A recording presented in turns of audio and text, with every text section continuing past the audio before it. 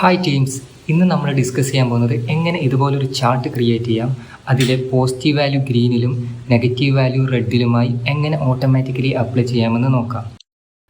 Firstly നമുക്ക് required cell select ചെയ്യാം. Then ഇൻസേർട്ടിൽ റെക്കമെൻഡഡ് ചാർട്ടായ ബാർ ചാർട്ട് ഓപ്പൺ ചെയ്യാം.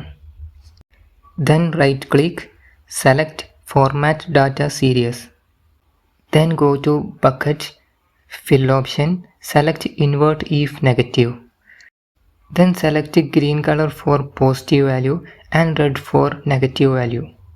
ചാർട്ടിൽ ഇൻസ്റ്റൻ്റ് ആയി ചേഞ്ച് ആയിട്ട് കാണാം. Then simply delete axis and grid lines. Then right click ചെയ്തുകൊണ്ട് നമുക്ക് ഡാറ്റ ലേബൽസ് ഓപ്പൺ ചെയ്യാം.